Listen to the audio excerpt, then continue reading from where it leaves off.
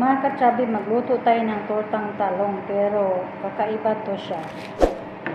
Ayan, kakaiba tong lutuin natin na torta. Ganyan lang siya. Ayan siya mga katsabi, binabad ko dito para mamaya pagluto ko, diretso na siya ba.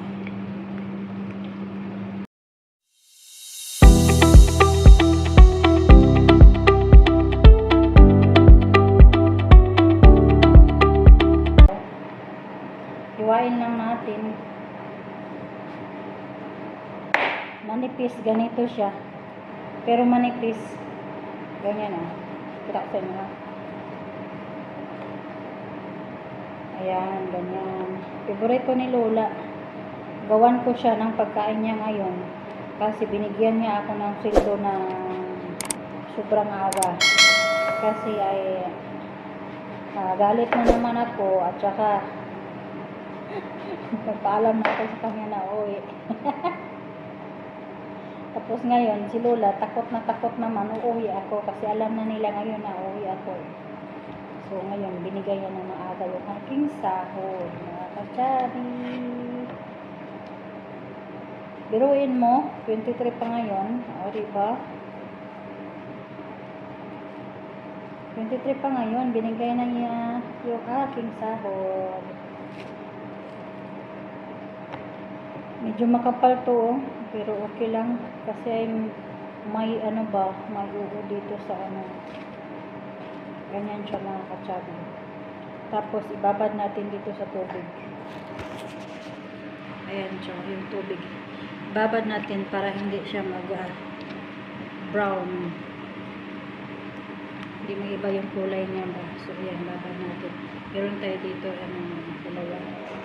Marami na siguro to, kulang, dagdagan ko na lang kasi maliliit tong isa. Pero pag malalaki to, kasya na to dalawa. May bulok din kailangan talaga natin huwag pa ng isa. May bulok.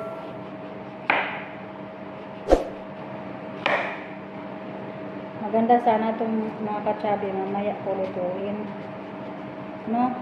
Pagbaba ko ba para fresh pa siya pagkain ni Lola mamaya. Sarap kasi pag masarap to siya pag mainit eh. So ready ko na lang para mamaya i-cook na lang.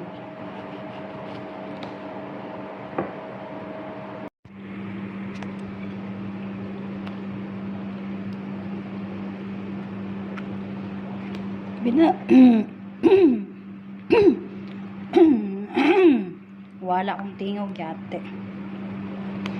Ayan siya mga katsabi, binabad ko dito para mamaya pagluto ko diretso na siya ba.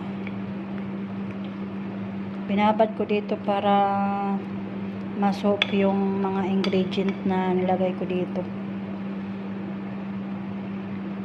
Para mamaya pagbaba ko alas 4, so diretso na lang siya lutuin. Ayan, nilagyan ko ng mga katsabi, yung sili ba, try ko masarap ba siya.